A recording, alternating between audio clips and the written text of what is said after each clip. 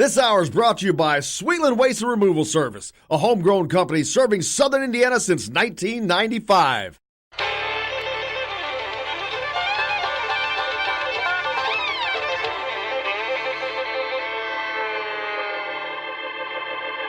Well, we're coming to your city. Gonna play our guitars and sing you a country song. We'll all be flying higher than a jet airliner. And if you want a little bang in your yin-yang, come along. Hello, everybody. Jim Coyle with Indiana Sports Beat coming to you from the Golf Club at Eagle Point Studios. We've got a special Memorial Day edition lined up for you, a best of. We'll be back tomorrow with a live edition, but right now, stay tuned. We've got some good stuff for you. Studios, Jim Coyle with you as always, and we are, this is happy as we could be right now to be joined by Indiana Hall of Famer and former basketball player Brian Evans. Brian, thank you so much for joining us, man. Well, happy to join you guys. This will be fun. Looking forward. I've been wanting to talk to you for a long time. You're one of those players that Todd Leary's on the show each Friday, and we talk about recruiting a lot, and he's always laughing at those quote unquote recruiting experts, and your recruiting was kind of a perfect example of why he does that, because all these guys are ranked 5-star and this star, and you weren't really recruited heavily, but you end up being the Big Ten Player of the Year, IU Hall of Famer, playing the NBA. It's funny how these experts have things pegged so well right now, but it's not always the case. No, you're right. I think I do think they've gotten better through the years. I mean, it's a real business for sure. But there's certain things they can't measure. I think that top tier guys, the 5-star guys, I mean, you're almost guaranteed a really good player. But some of those guys are going to lack heart and intensity and commitment. I mean, they're not all home runs, right? I mean, just because they're 5-star guys, they're basically at that age, they're 5-star ability. And then you get guys that, I would probably throw myself in that category. That I'd have given my right arm to play for Bob Knight at Indiana. And so when I got an opportunity to be there, I worked as hard as I could, and I listened the best that I could, and I gave everything I had to it. And I had a great coach that was, pushing me and driving me every day and not giving me days off. So it was kind of like a perfect storm. But I think I'm with Todd when it comes to, they overdo it now, and because it's become a business, it's just that, right? It's a big business. Yeah, and you look back at the guys that you played with at Indiana, coming out of high school, I don't know how many of those guys would have been enlisted as 5-stars, but I know there was a whole bunch of guys that made it to the NBA on that team and were unbelievable players, which is, again, funny because, man, there was, 8 guys off of that era that came right before you, right after you, that probably played in the NBA? Yeah, several guys for sure, and it was one of those things. I think Coach had won at such a high level that we were all watching the Steve Alford, 87 team, and recruiting for Coach in the state of Indiana was fish in a barrel at that time, and if he wanted you wanted him back, and you wanted to play here. So I mean. But still, we had a pretty cool culture where, guys like me, I came in there and certainly wasn't I don't even know if I would have been a 2-star recruit, to be honest. But, I know I didn't score 1,000 points in high school, and you think about Damon scored 3,000 points. I didn't score 1,000. And, but at the same time, I went to practice and I played against Calvert Cheney, and Alan Henderson, we're in the same class, but it was invaluable stuff, to go and have to lace them up every day and know that you're gonna be guarding and get guarded by, the College Player of the Year. So all of those things, and Bob Knight calling the shots really helped somebody like me improve the way that I did. And you talk about the guys you played against, and I mentioned a minute ago how many guys were on that team that just turned out to be unbelievably exceptional. Todd Leary, Calvert Chaney, Damon Bailey, Pat Graham, Eric Anderson. I don't know if he may have been before you. I can't remember, but there was crossover there. But so many guys, Nover, that had to make some battles in practice. I mean, just wars, which had to make you guys incredibly good from that standpoint alone. Yeah. That's a lot of great players, and a lot of those guys, Eric included. He was a senior my redshirt freshman year, so I did get to play with him, and the practices they were super competitive, and coaches, though he set it up so practice was more challenging and more difficult than the game, and that's easy to say that. And I coached my daughter's 4th grade team this past winter, and I can promise you that the practices were not as difficult as the games.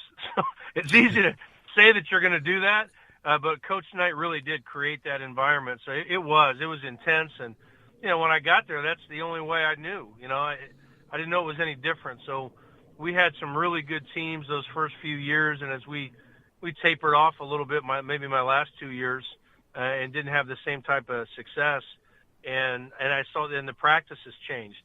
But man, it was intense, and if you were going to beat somebody out and win a spot, you were beating out a pro basketball player to get some playing time. And how much does that go into making the team great? I mean, you guys, you were on, no doubt, to me, arguably the best team to not win a national championship. Is incredible. Just some bad luck happened at the wrong time. But man, I just think back to those teams were unbelievably good. But we talk about these battles in practice. How far did that go to making you guys as good as you were? Well, again, I'll start off by saying when I got, that's all I knew. I just remember thinking, man, this is no joke. I can't believe how difficult practice is. I was exhausted, and Coach was on us. He never let up, and that's I love him for that. Looking back on how he never took a day off, and so he was pushing us, and it was really competitive. And we didn't. I still think about like those Michigan teams of the Fab Five, and a couple of the Ohio State teams with Jimmy Jackson, and we still weren't the most talented team. I mean, we had a lot of guys that played pro basketball, but we didn't have that. We didn't have NBA All-Star talent. But we found a way to play together, and we were a good team. I mean, we were the best team in the conference, but we weren't shoo-ins to play in the NBA by any means. Yeah, I remember those Fab Five era. Those guys didn't win the Big Ten. Indiana did. Your Indiana teams won the Big Ten against those guys. That's right. I think I'm very proud of that. I watched that 30 for 30 on the Fab Five, and I'm screaming from the mountaintop. Unfortunately, only my wife and kids can hear me screaming in the living room when I'm trying to tell everybody that Michigan never won a Big Ten title. Nobody's listening.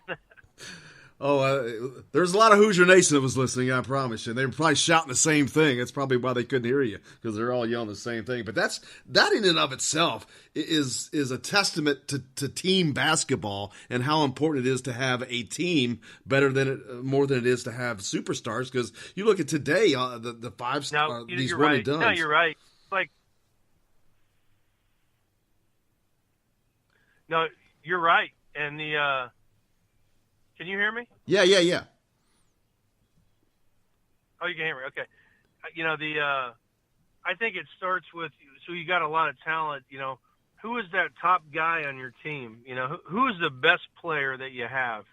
Because that matters. And our best player was Calvert Chaney, and Calvert Chaney was as good of a leader. I mean, he was a quiet leader. He didn't have a lot to say, but he was an unselfish guy. And he cared more about the team. Calvert, as great as he was, and he ran away with the, Player of the Year, the Wooden Award, obviously the Big Ten Player of the Year. And he knew that those awards would take care of themselves if his team won. And he really did. It's easy to say that, but that's really the way he played, and he personified that every single day, where our best player cared more about our team than he did himself. And that's a huge deal. So who's your best player? And if that guy is thinking it all about himself and thinking all about his NBA potential, it can hurt a team. And, and we didn't have that, because if Calvert had a guy, he caught the ball in the wing and he had somebody recovering to him, and he saw me in the corner, even though I was a freshman, and he thought I could make that shot, I got the ball. He delivered the ball to the next guy, and he trusted his teammates, and it's underappreciated for sure. And so we had guys like that. I mean, when your best player, makes me think of the San Antonio Spurs and Tim Duncan, who I love. I was a teammate of his on a USA team, and he was much like Calvert, where he's the best player out there. There's no question. Nobody could question that. But he's the best teammate out there as well. And when you have that, you win, and you win big.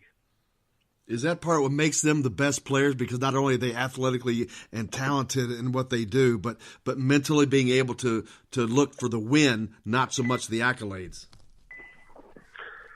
Well, I sure think so. I mean, I was around a couple really good ones, and Calvert was at the top of the list. Tim Duncan was right there, where I played on a USA team going into my senior year at IU, and it was Tim, and it was Ray Allen and Allen Iverson, and it was a really good team. And the best player was Tim, and he didn't care if he came off the bench or played 15 minutes. He dominated the game, but he was a team guy. And Calvert was like that. I mean, Calvert ran away with the Player of the Year awards that year, and if you saw us on a road trip or you saw us having dinner, I mean, there was nothing showy about that guy. He was one of the 12 guys on the team, and I think when you have a leader like that, it's a big deal. I had another teammate of yours on not too long ago. Greg Graham was on with us, and one of the things that he talked about was the lack of an IU presence on the current staff. It's not a knock on the staff, but just an observation. But there was just not an IU presence there, really. Derek Elston's on there, but he's not really part of the immediate assistant coach's staff. And he thinks that really hurts the program. What do you think that's going to take for Indiana? Because they're not, right now, today, Indiana's not the Indiana of old. What's it going to take for them to get back to those, at least that type of era? That's a tough question. I was an IU basketball fan my whole life, and somehow got invited to go play there at the 11th hour. And, had a great experience, and it's a funny deal because then I go straight back to being a fan, right? And I've stayed a fan for the last 22 years since I've been gone, and I don't have all the answers, and I love the program, and I think it's because I'm so much of a diehard fan that I root for Archie. I mean, I know he's younger than me, right? But I look at him and I'm rooting so hard for those guys, and I just hope they're doing the right things. I don't know if the answer is they need an IU guy on staff. I don't know what that means. I understand that Greg would feel that way. I just don't know. I love the program. I like to see him get it back to where we win, consistently year in and year out. And because I don't live that life, and I'm not on that staff, and I'm not in college basketball, I can't even say that I know what it takes to do that. I know it's a tough job. I mean, and that's why we pay those guys so much money. That ain't easy, and they're up against it big time. And so, our program had fallen off a lot in the last several years, and trying to rebuild that, I know it's a tough job. Absolutely. And one of the things that really rings true, though, you talk about being a fan, and whether it's Greg, Graham, or Todd, you can tell that comes through. That they're not just former players. They're actually fans still to this day of the program. And I wonder if is that still there with some of these high school kids right now? I don't know. That's another, hey, you pose great questions. I don't know the answer to that one. I think so much has changed. The kids have changed. I think about the Virginia team this year, who I just enjoyed watching play, and I love the way that the brand of basketball, and those guys really, to me, seem like they played for one another. and they played for the name on the front of the jersey versus the back. And I'm a sucker for that stuff, right? And I think the casual, the typical Indiana fan would agree with me. That's what we love, right? And I don't know that's what we had last year. I don't know that that's what we were watching. But I loved watching that team. Yet they go win a title, and there's probably one solid pro prospect on that team. DeAndre Hunter is probably the solid pro prospect who's a lottery pick. And, 20 years ago when I played, if you weren't a lottery pick, you'd come back to school to try to boost that, your draft status. And nowadays, it's totally different. Everybody leaves. James Blackman leaves. He's not going to be drafted, but he leaves. I don't understand that. I still don't understand. Why would you leave Bloomington? It's the greatest place. It's the greatest school. I had so much fun when I was there. I don't understand. If I'd had a sixth year, I'd have gone back again. I just don't understand where these guys think they're going. You're in a race to the D-League. You're in a race to play in the third division in Sweden. Where are you going? There's nothing better than Bloomington, Indiana, and playing in Assembly Hall in front of those fans. I have a hard time understanding what's going on in college, to be real honest with you. Guys, and I really love Kyle Guy. I love the way he plays. I know his family. My daughters play volleyball with his sister, and the game has changed. He's pressured to go.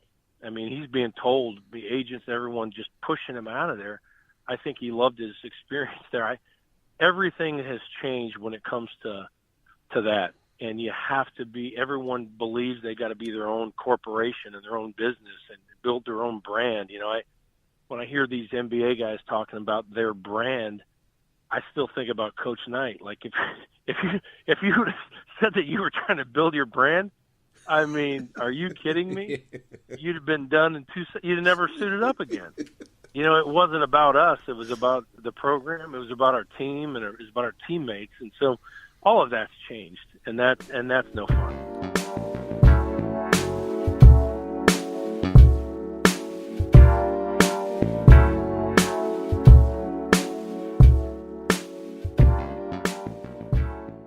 Hello, everybody. Jim Coyle from Indiana Sports Beat. When I'm not covering the Hoosiers, you can find me at Bubba's 33 in Clarksville, located on the northeast corner of I-65 at Veterans Parkway. Bubba's 33 has hand-tossed pizzas, bold burgers, and ice-cold beer from a select list of local craft brewers. An incredible food selection, all made fresh daily. Whether you're meeting the team for that post-win meal in the family dining area or meeting friends for happy hour to watch the game on one of Bubba's 50 TVs. Bubba's 33 in Clarksville. Pizza, burgers, beer. We all want a winning smile for those championship photos, and that's exactly what you will get at Reynolds Family Dentistry in Sellersburg. Reynolds Family Dentistry has been serving the dental needs of Hoosier families for over 30 years. Let Doctors Roger and Jay Reynolds take care of your family. Just off of I-65 at 809 South Indiana Avenue in Sellersburg. Call 812-246-3368. That's Reynolds Family Dentistry, 812-246-3368.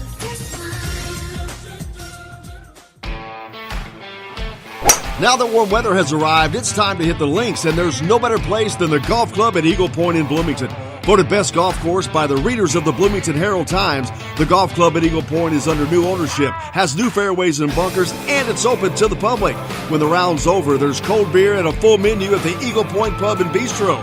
Call 812-824-1100 to make a tee time. That's 812-824-1100. The Golf Club at Eagle Point in Bloomington.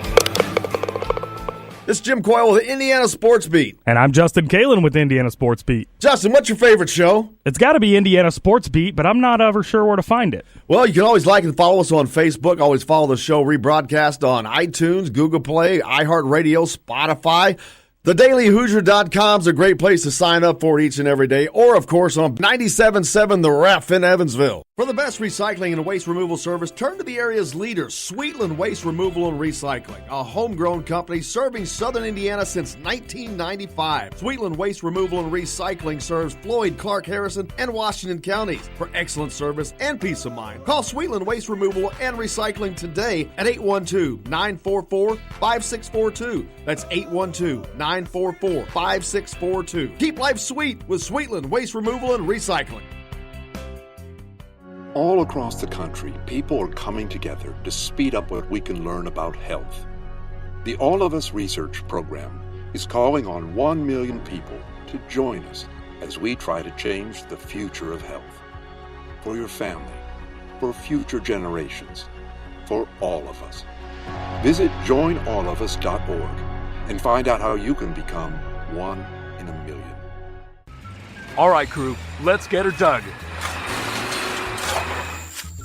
Honey, want to give me a hand? I'm planting that tree, remember? No matter how large or small your digging project may be, no matter how urban or rural, you must always call 811 before any digging project. 811 is our national one-call number, alerting your local utility companies to come out and mark any lines they have near your dig site. You must call 811 at least 2 to 3 business days before any digging project, so you can avoid hitting our essential buried utilities. This includes natural gas and petroleum pipelines, electric, communication cables, and water and sewer lines. So before you do this or this, make sure you do this. For digging projects big or small, make the call to 811. Brought to you by Common Ground Alliance. Today's guest is brought to you by Reynolds Family Dentistry of Sellersburg. You need $1 million smile for those championship photos, and that's exactly what you'll get with Reynolds Family Dentistry.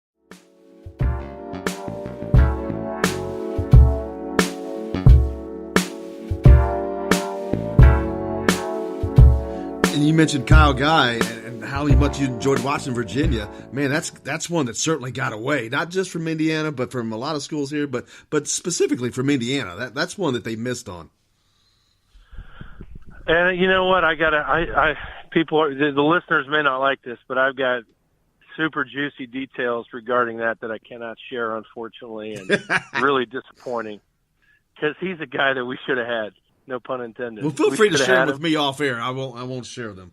His folks and his grandfather, huge Indiana fans, and it's just a shame that he didn't play in Assembly Hall and wear pinstripes. I mean, it's a shame. It really is. I mean, again, because I say that's another one that got away, and I go back to the having all these IU kids, and another thing, back when you guys were playing, the amount of kids on the roster that were from Indiana, and if they weren't from Indiana, they were from Champaign or just around Illinois or close by. It was crazy. There you go. Let me throw this one at you. So 1991-92, my first year that I redshirted, we had 13 guys from Indiana and three guys from Illinois, and they were Eric Anderson, Chris Reynolds from Peoria, and Jamal Meeks from outside of Chicago. So we had 2 Chicago guys and a Peoria guy, and everybody else was Indiana. By the time I left 5 years later, it was me and maybe one other Indiana kid, maybe 2, and everybody else was Florida, Louisiana, Texas, California, and I was the captain of these teams, and we had guys that didn't know that we hated Purdue. They didn't know that we hated Kentucky. They didn't understand anything what was going on, and it was tough, to lead teams like that. Like nobody had to tell me Calvert didn't have to tell me, or Eric Anderson didn't have to tell me that I was supposed to hate Purdue. I already knew. So. It was so much different by the time I left there. So that whole transition, it still happened. It happened under Coach Knight's watch. I mean, the roster really turned over, and it was a lot of out-of-state kids. What led to that monumental shift, do you think? I don't know. I don't know. I mean, it could have been a shortage of talent in the state. I really don't know. All I know is we were getting All-Americans. Keep in mind, these guys were, Neil Reed was a McDonald's All-American out of Louisiana, even though he had lived in Indiana. Andre Patterson, Texas, McDonald's All-American. Charlie Miller was a, kind of right there, McDonald's All-American-ish player out of Miami.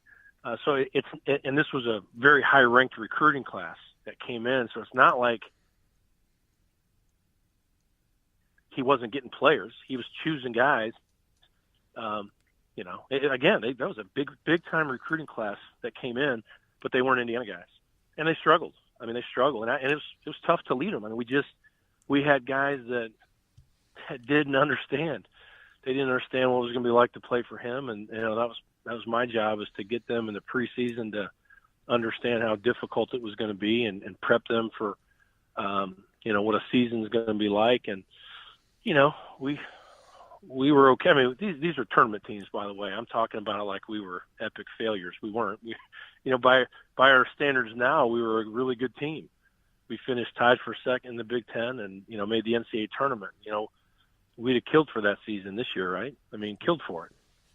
Absolutely, and it's funny you mentioned that shift, that paradigm of shifting players, because about that time also for the rest of Coach Knight's career at Indiana, he never got past the second round in the NCAA tournament. Right. Yeah, I don't know. I don't know what the recruiting. I think if you asked Coach, I don't think he liked his staff at that point in time. I don't think his staff was necessarily getting it done. I don't think he was going out and maybe recruiting quite as hard as he used to. I don't know the answer to that. That's a guess. But again, he was pulling in guys that you still get Dane Fife. I mean, those are Luke Recker. Those are McDonald's All-Americans. It's not like those were bad recruiting classes. Jason Collier, McDonald's All-American. Jared Jeffries. And when you get those guys, I think this ties us back up to the very first question you asked me.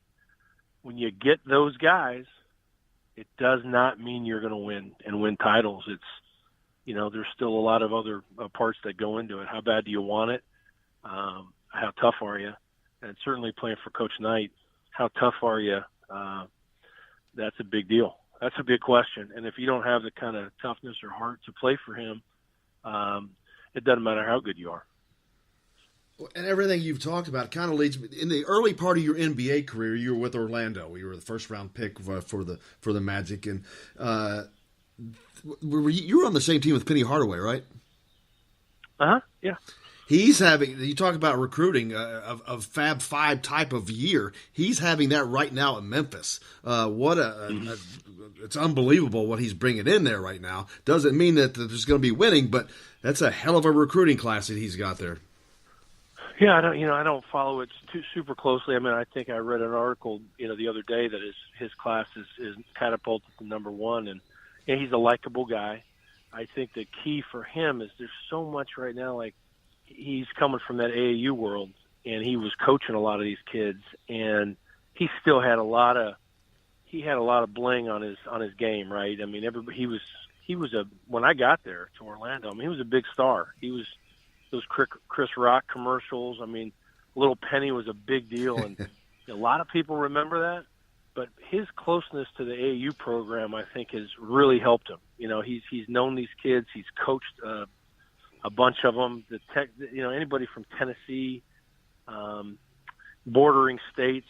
He was coaching a AAU team that all these guys went and played for. So he had a leg up there.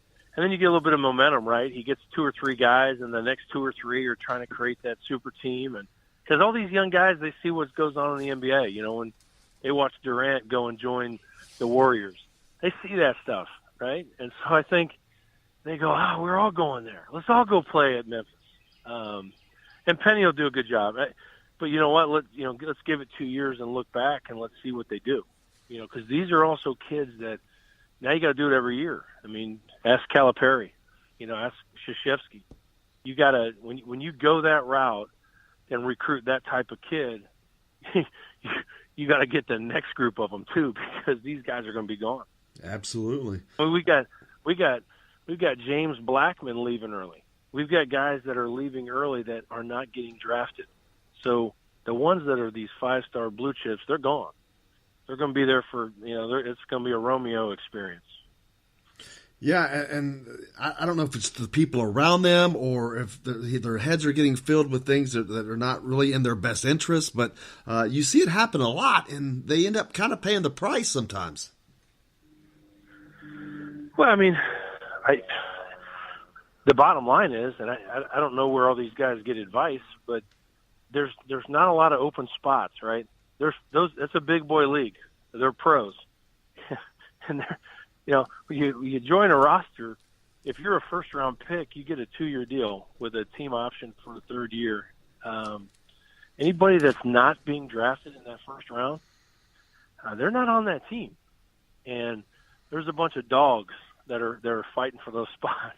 And so I think these guys come in kind of soft, and they don't understand how much it is a man's league. They think they're going to just waltz in there, but you know, how many retirement press conferences do you see every year? Very few. Yeah. No one retires. You kind of get run out of that league.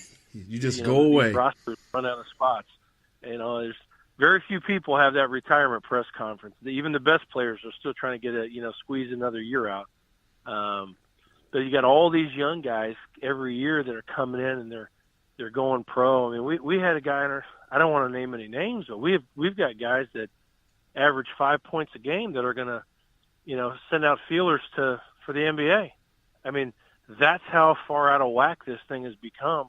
You've got non-starters at a program that didn't make the tournament that want to gauge their potential to go into the draft. I mean, if that system's not broken, I don't know what is. Does that also say that their head's not where it should be, especially when you're a team that didn't succeed, like you mentioned, and that obviously they were a part of that? Is their head not where it needs to be on being better where they are right now? Oh, I think so. 100%. I don't know if these guys just dream about playing in that league so much that they're blinded by that. I don't know, because it makes no sense. You're not leading your team to victories. You're averaging 7 or 8 points a game.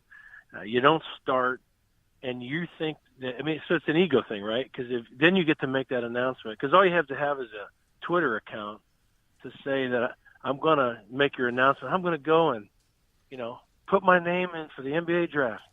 I'm going to put my name in. And I just can't believe how different this is. Because if anybody had done that playing for the guy that I played for, he'd come to your apartment and pack your bag for you. You would never play there again, which is funny. It's the way. So I know that there's a lot of old school in me because I love him and I believe in the way he approached it. And I really, when you're playing for a university and they're giving you an education, it wasn't about getting paid. And now that, that's the hot topic is these guys deserve money. Nobody gave us anything. In fact, he used to go visit professors from time to time and make certain that they weren't giving us a break. But in fact, he'd go to my professor and say, give him a hard time. I give Brian a hard time every day. Give him a hard time. He likes it. And it's so much different than what these guys are going through. They're just, and so, time it's 20 years ago, but it seems like a million. Yeah, and you've got all the stuff that went on with the FBI investigation, with the shoe companies paying all these people. And a thing that I found troubling is yesterday you had Trendon Watford committing to LSU, which is obviously coached by a coach that was caught on wiretaps, saying things that probably not kosher to what's going on in the NCAA today. I didn't catch that, and I've been kind of tracking that kid. I met him when he was just a little guy. 10 years ago. I didn't know that he had committed today. That bums me out that he didn't come to Bloomington. Sounds like he's a good player. I saw his list of who he was considering, and I thought, well, how in the world can you go to LSU right now? But that just speaks. That tells a story. I have no idea what's going on. Everything has changed. It makes no sense. Nobody would have gone to LSU 20 years ago after all of that took place. That would be the last place you'd go. You'd take him off your list immediately. Yet, there he goes. So the landscape has changed, and I sound like an old dinosaur. No, actually, I think a lot of people share your opinion. I do, and I think there's plenty of people that do. There are people that obviously don't, unfortunately, and that's a sad indictment on society, I think, and maybe the game, but just probably society in general.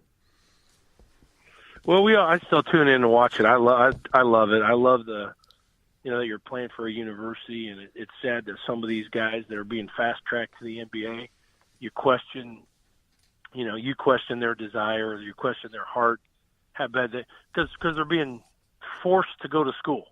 I mean, they wanted to go to the NBA, but the rules said they couldn't do it. Man, we're rooting for them like crazy. And it's like we want them to want it more than they want it. And that kind of sucks. But at the end of the day, when it's March Madness time, I'm not missing a minute. I'm watching it. I love it. This tournament, I think this past tournament might be the best one I've ever seen. Yeah, I so agree. Even though we have all these guys that are trying to defect to the NBA, and whether they should or not, at the end of the day, it's still a great brand of basketball. I love watching it. Man, I could go on with you all day. You've been one of my favorite interviews, to be honest. This has been great. I could just shut up and let you talk all day, which I'm sure most people would appreciate anyway. But I'd love to be able to talk about your wife as a former volleyball player at Indiana. I'd love to talk to you about that in the future. There's such a connection between the IU basketball program and the volleyball program. It's kind of weird. Oh, with like Benson and just all kinds. Yeah, all kinds of connections. Just a great one at that. But look forward to that. Oh, we love it. We go down. Well, we saw you down there, but my wife got a story, not all that dissimilar from mine, where she was a walk-on actually, and her first couple months on campus earned a scholarship and earned it all 4 years, and so I love her story. She dug it out of the ground the hard way, and kind of shares my views on some of these things. And I got 3 daughters and a son, but all the girls are, they're following in their mother's footsteps. They all love volleyball. Nobody's into the hoops. My son, to be determined. He's almost 8. He's more of an ex-boxer than he is a hooper at this point in time, but we'll see. Brian, I cannot thank you enough, man. It's been a pleasure to get to talk to you today, and I really, really appreciate it. Hey, listen, I run my mouth. You call me anytime, man. I'm happy to come on the show. And if you're a friend of Todd's, you're a friend of mine. He was a great teammate back in the day. And, I know that I probably sound like a broken record because he and I probably think a lot alike. Todd's a great dude, and I'm rooting for him. And you just call me anytime, man. You shoot me a text, I'll come on your show. Brian, I appreciate it, brother. Thank you so much. Tell the family I said hello, and you guys have a great night. We'll do it. Have a good one. We'll talk to you. Thank you. Brian Evans, Indiana Hall of Famer, former Indiana basketball player.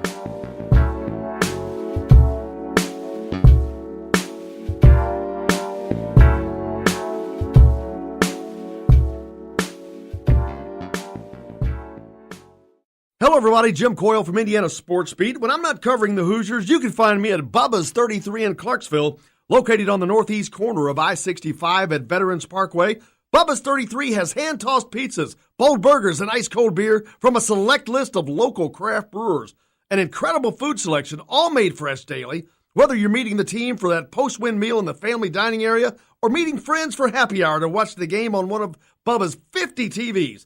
Bubba's 33 in Clarksville. Pizza, burgers, beer. We all want a winning smile for those championship photos, and that's exactly what you will get at Reynolds Family Dentistry in Sellersburg. Reynolds Family Dentistry has been serving the dental needs of Hoosier families for over 30 years. Let Doctors Roger and Jay Reynolds take care of your family. Just off of I-65 at 809 South Indiana Avenue in Sellersburg. Call 812-246-3368. That's Reynolds Family Dentistry, 812-246-3368.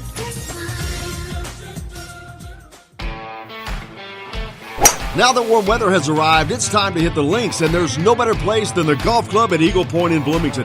Voted best golf course by the readers of the Bloomington Herald-Times, the golf club at Eagle Point is under new ownership, has new fairways and bunkers, and it's open to the public. When the round's over, there's cold beer and a full menu at the Eagle Point Pub and Bistro. Call 812-824-1100 to make a tee time. That's 812-824-1100. The golf club at Eagle Point in Bloomington.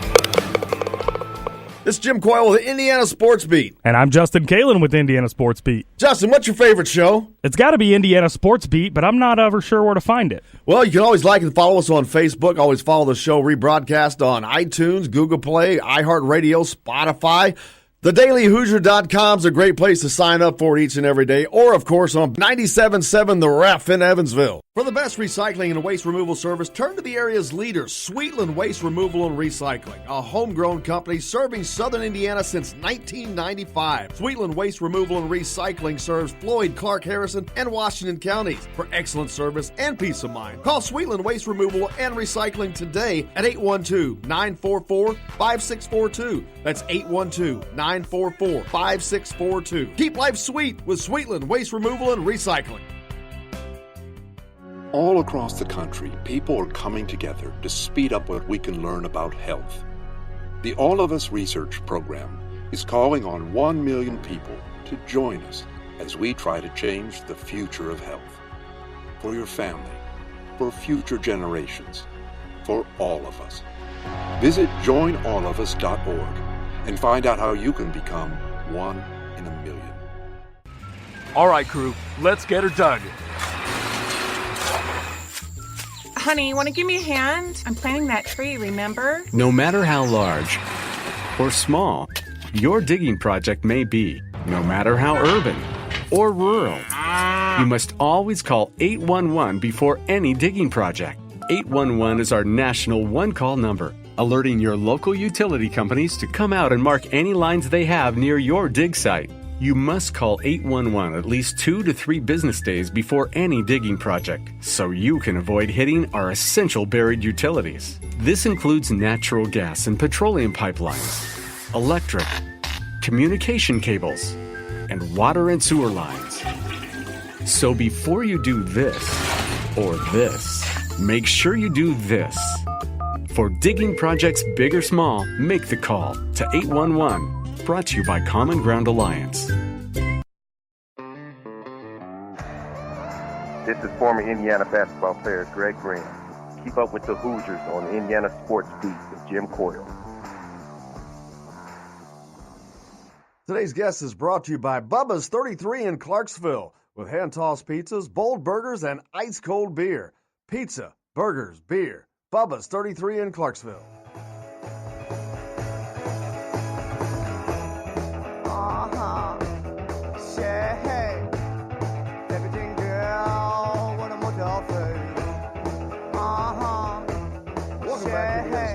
Jim Coyle with you as always, coming to you, of course, from the Golf Club at Eagle Point Studios. And now very, very special guest. Very grateful to have Armaan Franklin, one of Indiana's signees coming in for next year. Armaan, thank you very much for joining us today, man. Oh, no problem. No problem. Thank you for having me. A big weekend up in your part of the country, Indianapolis there. The EYBL was in town. Did you get a chance to go out and catch some basketball this weekend? Yeah, I watched a lot of games. I watched the 2020 Indy Heat team play, and then I got a chance to watch LeBron's son and Imani Bates play against each other, so it was a good weekend for basketball here.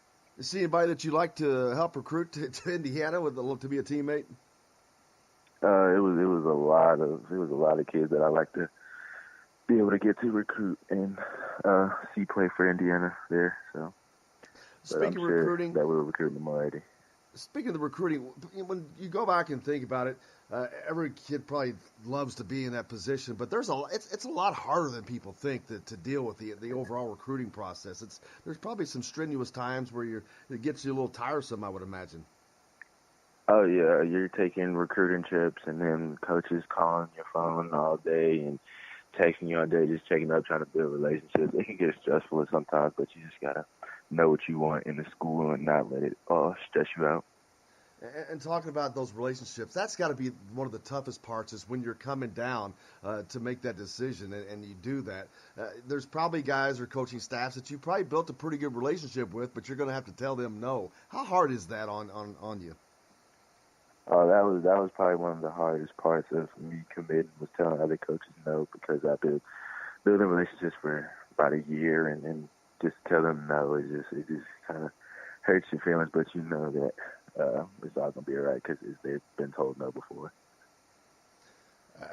Of course, but then when you're actually forced to do that, of course, it puts a little stress on you. But then when you actually get to tell the coach where you're going, of course, Archie Miller in Indiana, how exciting is that to be able to do that? It was really fun. It was like a weight lifted off your back. Like, you're done with the whole recruiting process, and you can finally, be at peace with your decision and just just be comfortable with your decision. So it just takes like a weight off your back. And being one of the prominent players in Indiana high school basketball last year and making that decision to go to Indiana, what was it that led you to pick Archie Miller and the Indiana program? It was a lot that went to it. I had like a list of things that I looked for in the school, so there had to be a lot of academic things as well. But main thing for basketball was just having a good relationship with the coaches, and then not only the coaches but the players that are already there. I had a great relationship with some of them, and then the big thing for me was just being comfortable where I was. I felt most comfortable at IU just because I knew it was not too far from home, and then I could go home whenever I want. But that doesn't necessarily mean I'm going home whenever. So that was a big thing too for me, and to be able to see me play and just be able to be comfortable where I am. That was a huge thing. And you're talking about that, you're coming into the program with a couple other Indiana guys, one of which is a grad transfer, Joey Brunk, but also Trace Jackson, who someone you ran into on the court quite often. You guys are going to be teammates, both Indiana guys. That's got to be a lot of fun to look forward to. It is. I've known me and Trace used to play together in 7th grade, so we know each other pretty well. We've known each other for a long time. It's just exciting to finally play with him again. What's it like playing with someone like that, and how much more comfortable does it make you coming into a program when you're coming in with someone like Trace, who you have been friends with and played with so much growing up?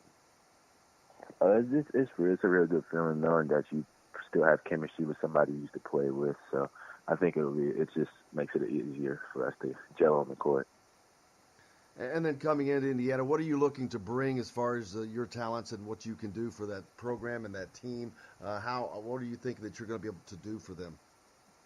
Hopefully, I will make a big impact with the shooting because I know we struggled a little bit in that aspect last year.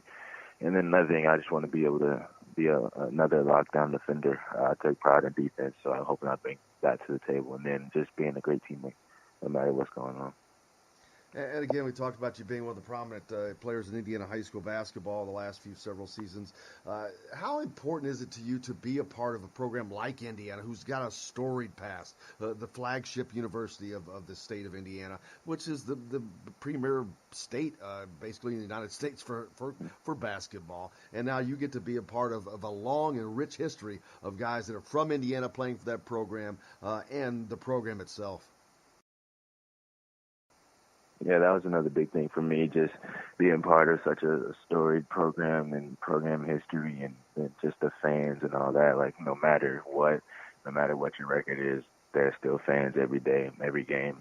So that was a big thing too. And then just being able to help be part of bringing IU back to what they used to be. That was another thing for me, just getting them back to the prominent level they were at. And you've obviously played a lot of big games in high school, like big time opponents and things like that. But now you get to move up to the college level, play in the Big Ten, one of the premier leagues in the country, and you're going to get to be playing against the Michigans and Ohio States and Michigan States, Tom Izzo, people like that, as well as outside of the conference, whether it's a Duke or a North Carolina or big time teams like that. That's got to be a very exciting thing to be looking forward to as well. Yeah, I'm looking forward to it. I love competition. I love going against the best and proving myself to other people that I can play with anybody. So that's just another thing I'm looking forward to and I'm excited about. What's something that people don't know about Armaan Franklin off the basketball court? Maybe whether it's an interest or just a funny story about Armaan. I'm a pretty laid-back, chill guy. I don't do too much. I like being at home. I like spending a lot of time with family. But I'm still like a normal teenager, so I like to go out and have fun with friends sometimes. And so I'm just basically like a normal kid, basically. And speaking of family, we greatly appreciate your wonderful mother, India, who helped us get this set up. But yesterday was Mother's Day, so that had to be a special day. I think you were out there at the EYBL with your mom, right? Yeah, we went to the EYBL games and then came home and I had her whole Mother's Day presents laid out on the table when she walked in. So that's pretty cool. And you can tell she's been the IU fan base has really taken to her. She's taken on a life of her own almost. Yeah. Yeah, she's a celebrity out there. Does that actually take some pressure off of Yeah. you in some way? It does. Just knowing that my mom is getting a lot of attention too, it takes some pressure off me because people would actually just bring my mom up there in the middle of the conversation, like, your mom's so funny, you're all that and all that. And like, I don't know, it's just a good feeling to know my mom is accepted by the IU family and community. Definitely has been, and you can tell, and that's great to look forward to. What are the things you're looking forward to most once you get to Indiana? Just coming to school. I just come to school, just meeting new people, making new relationships and friendships, and that's just what I'm used to. Just meeting new people, making new friends, and then you never know. It's just a lifetime partnership. And I know that Trace Jackson and Joey Brunk have been working out a lot. Have you got to work out with them much at all, or any this before you come to IU? I haven't worked out with them yet, just because they live so far from me. So, yeah, I haven't got the chance to work out with them yet. And what do you do to prepare yourself, obviously besides what you've done in high school, but in between then and now, before you get to Indiana, what all are you doing to prepare yourself for that? Because there's more to it than just basketball in school. Now you're going to be kind of on your own for the first time as a freshman in college. It's going to be a big change. Yeah, it's going to be a big change, but I don't know. I feel like I'm pretty self-sufficient, so I think the transition won't be as bad for me, just knowing that I can take care of myself, I can cook for myself, all that. So I think my mom's prepared me well enough for this. Awesome. And then there's a lot of other aspects to the game off the court, whether it's working out with Cliff Marshall, who we always see them on social media. Man, they do a lot of stuff in getting their bodies and the physical shape and to another level. Yeah, I'm really big fan of Coach Cliff and what he does, and I just can't wait to finally get down there and work with him and then see my body really transform to the next level type body and just get more physical and all that. So I'm really excited about that. And then having watched Indiana play, who are you excited to be able to play with some of the guys that are already on the team? I'm excited to play with all of them. I watched a lot of games, and I kind of got to see where people like to get their spots, and I don't know, it's kind of basically figure out what they like to do before I get there. And I think that gives me an advantage to what I can bring next year, just a chemistry standpoint. And then, of course, this summer you still have some things to wrap up before your high school career is completely over. The Kentucky-Indiana All-Star Series comes up. How much pride do you guys take in that and representing the state as the elite of the elite in Indiana? Oh, it's a big thing. We don't like losing to Kentucky. So last year in the juniors we lost. I think we got to make up for it this year. It's a big deal for us. Absolutely. As a matter of fact, I think that was the first time they had lost a game. The seniors lost a game in almost a decade. So Indiana has really dominated that series. And I don't people. Indiana's known as the basketball state, of course, we all know that, but I don't know that people realize outside of here how serious that it really is. And Indiana leads that series like 3-1 games-wise, but it is the amount of talent that is on those all-star teams is always staggering. That's got to be a fun thing to be able to play with that level of talent as well. Yeah, it's fun. You play against these guys in high school, in the high school games, and now you finally get the team with like top best talent in the state teaming up with one team is pretty dangerous. So, yeah, it's just good to play with those guys one last time before we go our separate ways. And, of course, next year we talked about when you come to Indiana, getting to play in a place like Assembly Hall, which not only is Indiana one of the most premier and well-known programs in the country, Assembly Hall is possibly the most iconic venue in all of college basketball. Very, very special place to play in. Yeah, it is. I came to a lot of games last year, and then just seeing the crowd there and the atmosphere there is like people love it there. So it was just a great feeling being there, and I can't wait to play in it. What's it like playing? Where do you think it's going to be like playing in a place that can get as loud as? Because there's about not many places that can get as loud as Assembly Hall can get. yeah, it'll be crazy. Like when we start going on runs and build up big leads and just hearing the crowd getting hyped up for us, it's just gonna be a crazy feeling. I can't imagine it until I'm on the court yet. And have you thought about, I'm sure a lot of kids, and you get older and you don't want to act like you did it, but we all did the 3-2-1 thing in the driveway and whatnot, but have you really thought about what it's going to be like to pull that Indiana jersey on for real and walk out onto that Assembly Hall floor? I thought about it a little bit, but I don't think it'll reach like the real thing until I actually do it. So, like I said, I'm just excited for it. I can't wait for it.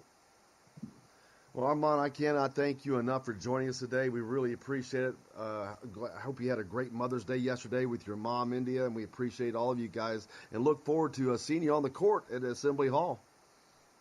Yes, sir. Thank you. I appreciate you having me. Well, that's going to wrap it up today for the special Memorial Day edition. We'll be back live tomorrow with more Indiana Sports Beat from the Golf Club at Eagle Point Studios. I'm Jim Coyle, and I will see you on the radio.